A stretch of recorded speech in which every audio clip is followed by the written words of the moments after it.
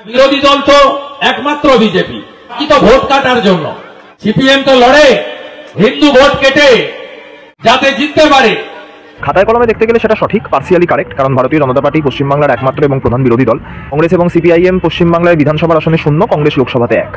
কিন্তু এই শুভেন্দু অধিকারী এক মুখে বলবেন যে তিনি নন্দীগ্রামে সিপিএমের বিরুদ্ধে লড়াই করে মমতা বন্দ্যোপাধ্যায়কে নাকি মুখ্যমন্ত্রী করেছেন, আবার এই শুভেন্দু লক্ষণ শেঠকে হারিয়েছেন, আবার এই শুভেন্দু অধিকারী বলবেন যে সিপিআইএম তৃণমূলকে সাহায্য করছে। একই মুখে দুই ধরনের কথা কোনো ব্যক্তি যদি বলেন সেটা হিপোক্রেসি, চরম ভণ্ডামি। তো এর বিরুদ্ধেই আমাদের আন্দোলন, এর বিরুদ্ধেই আমরা আওয়াজ তুলছি, এর বিরুদ্ধেই আমরা কথা বলছি। গত 1 বছরের মধ্যে हरियाणा का जीत हमारी है, अब बंगाल का बारी है। महाराष्ट्र का जीत हमारी है, अब बंगाल का बारी है। 27 साल बाद दिल्ली में भी भगवा उठा, कमल खिला, दिल्ली का जीत हमारी है, अब बंगाल का बारी है। बिहार का जीत हमारी हुआ, अब बंगाल का बारी है। হরিয়ানা, মহারাষ্ট্র, দিল্লি, বিহার আজকে নতুন হলো না, আগেও হয়েছে। আগেও বিহারে নির্বাচন হয়েছে, সেখানে এনডিএ জোট ক্ষমতাতে এসছে। আগেও হরিয়ানাতে বিজেপি কখনো ক্ষমতা এসছে। গুজরাটে পরের পর নরেন্দ্র মোদীর আগে থেকে কার্যত বিজেপি গুজরাটে শাসন করছে, প্রায় 30 বছর হয়ে গেল।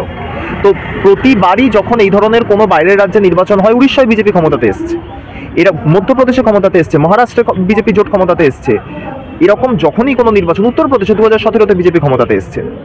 তো স্বাভাবিকভাবে এরকম যখনই কোনো অন্যান্য রাজ্যের নির্বাচন হয় এবং বিজেপি ক্ষমতাতে আসে, তখনই এনারা বলেন আপকি বার বাঙ্গাল বা এবার বাংলা ইত্যাদি ইত্যাদি। গত 5 বছর, 6 বছর, 10 বছর ধরে কার্যত এটা 2025 সাল, 2015 সাল থেকে এবার বিহার, এরপর বাংলা, এবার উড়িষ্যা, এরপর বাংলা, এবার গুজরাট, এরপর বাংলা, এবার উত্তরপ্রদেশ, এরপর বাংলা। আমরা শুনে শুনে সংবাদ মাধ্যমে বিজেপি নেতাদের মুখে এবং তাদের বিভিন্ন সোশ্যাল মিডিয়া পোস্ট দেখে দেখে আমরা তিতিবিরক্ত হয়ে গিয়েছি। ওনাদেরকে এটা বুঝতে হবে যে ভারতবর্ষের বুকে যে একমাত্র নেত্রী বিজেপির বিরুদ্ধে লড়াই করতে পারেন তিনি মমতা বন্দ্যোপাধ্যায়।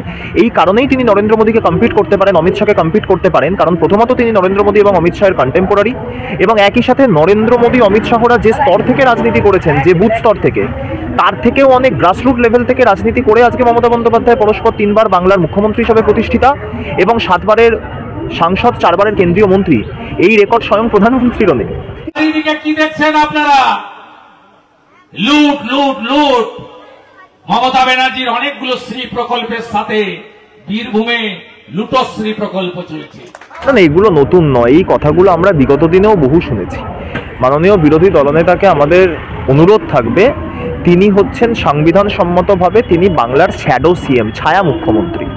এটা যে কোনো রাজ্যের বিরোধী দলনেতাই এই মর্যাদা পান, বা দেশের যিনি বিরোধী দলনেতা বর্তমানে রাহুল গান্ধী, তাকে ছায়া প্রধানমন্ত্রী, শ্যাডো পিএম বলা যেতে পারে।